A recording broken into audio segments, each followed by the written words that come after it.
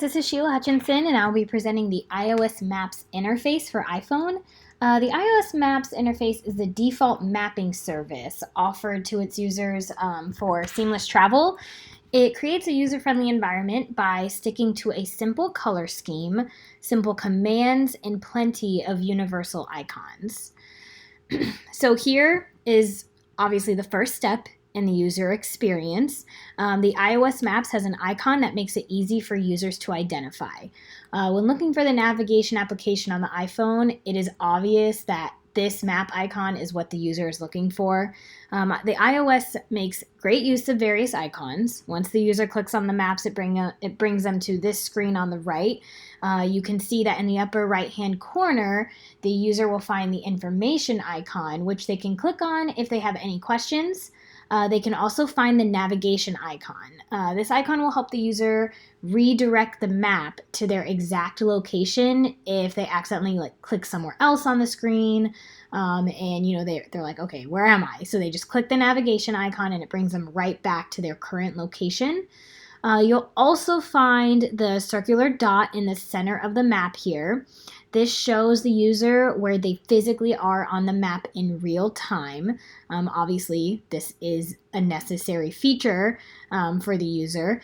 The weather icon is also found on this screen, and it's really just a helpful addition. It's kind of nice to have it there. And then lastly, on the landing screen is where the user will find the search bar. And here's where they can begin their navigation journey. So on the left-hand side here, basically the user can use their finger and drag this panel upwards, and this will show them all these icons. And it's basically commonly searched destinations, and they're organized in categories and are differentiated by the icons presented. For example, there's food, there's shopping, transport, etc.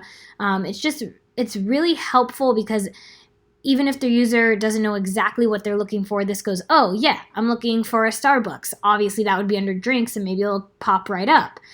So it's a really nice feature to have. I personally get a lot of use out of the transport feature when I'm traveling. If I need gas, this helps me because, you don't know where you are.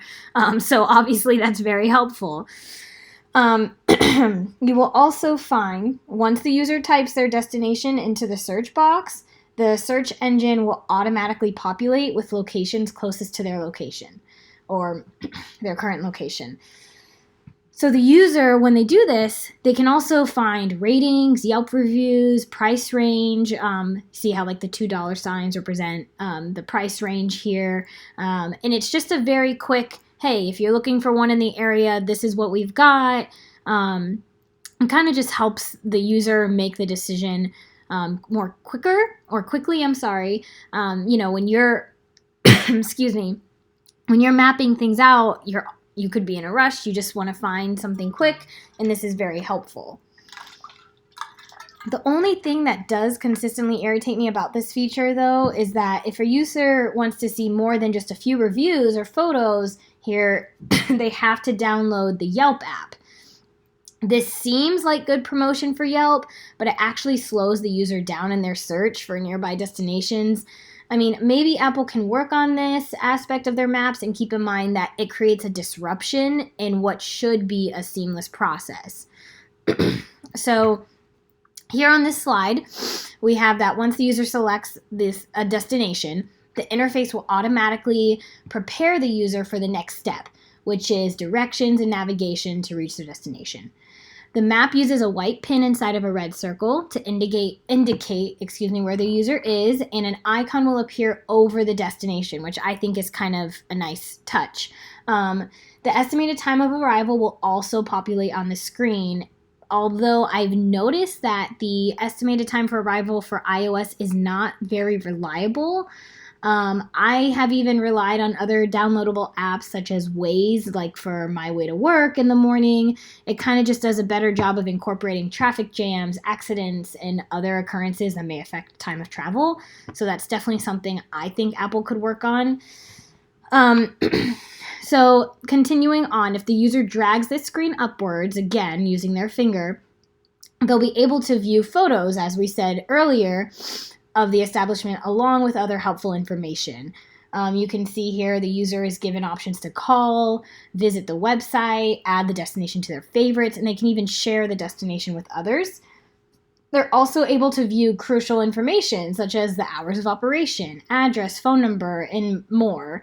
And honestly, as I'm reviewing all of these options, I'm realizing that the app has provided the user with a lot of information and options, though they have designed everything in a very user-friendly manner to the point that it really doesn't feel overwhelming. All the options given and information could easily get confusing if not for a thought-out execution, and I think that's really something that, as a designer, I and all of us should take note on. So here we just have a continuation of the extra information they offer.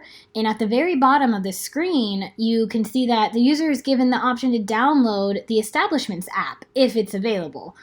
For instance, here's Starbucks and their app is available to download.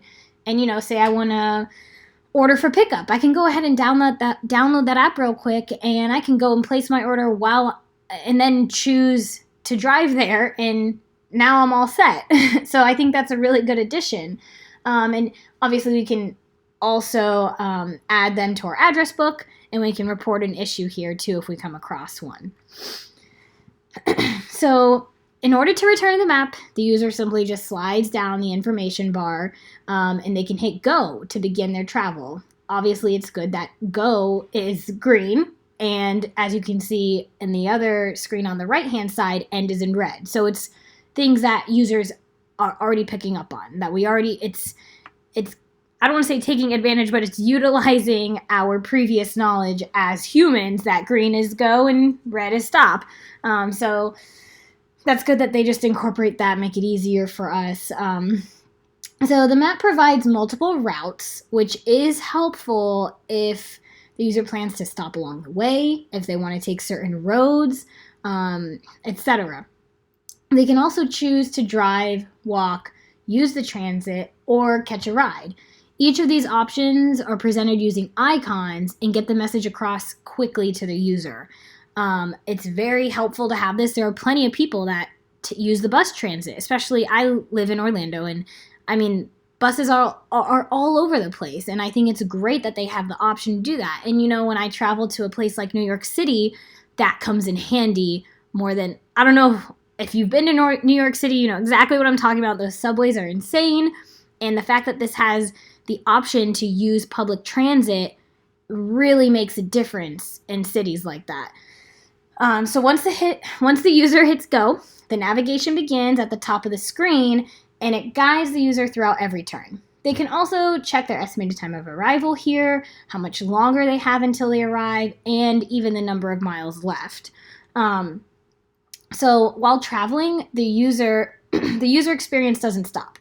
Along the way, they can drag that screen up again, and they're given helpful travel options such as finding the nearest gas station, food, or coffee, which, hello, we've all traveled. These are super helpful when you're on the road and you need gas really quickly, or you're starving and you need to just pull over for food. I mean, whoever designed this app was thinking ahead in that sense. So they can choose any of these options. They can even choose options to view the map differently, just to see where they are. So they can hit the overview view, which I have on the right-hand side here, and it just kind of shows you the whole map. And in this case, this Starbucks isn't very far from me, but say it was in Georgia, it would still show me the entire screen, and I can see where I am on this path on my way to Georgia. And then, of course, they can always go back to the turn-by-turn just by simply clicking that tab for turn-by-turn. So on this screen, I have that detailed view, which the user had an option to click. This is helpful if you're a street person. Like for me, I like to know the next street I have to turn on because I keep an eye out for it, or the next exit. So I'll pull up the detailed view and say, okay, I'm taking exit 87. I'm going to keep that in my mind. even though it's telling me I don't exit for another 5 miles. Because then I just count down the exits just to make sure I'm not blindsided. So this is really helpful, this detailed view. And this is what it looks like here on the left. And on the right, you can see that if the user pauses their journey for any reason, they're able to resume easily, or they can end the navigation at any time. So if the user accidentally or purposefully clicks on another portion of the map, they can easily get back on track by hitting that navigation icon that I mentioned earlier. So it's very easy. Well, I just want to touch on this because it is like an occurrence in people's lives. It's very simple to save a destination to a user's favorites or map history. I personally utilize this option for when I drive to work and from work. I like to have my home address saved and my work address saved. So in the morning, I just hit my favorites, click on work, and there I'm going. I don't have to retype the address and make sure it's the right one. And, I don't want to click the address that's in Georgia when I'm actually in Florida. And so obviously the favorites option is very, very helpful. They can do this by just searching the address, clicking favorites. And then to access the favorite, they just tap on the search bar and look towards the bottom of the screen, and you'll see the favorites right there.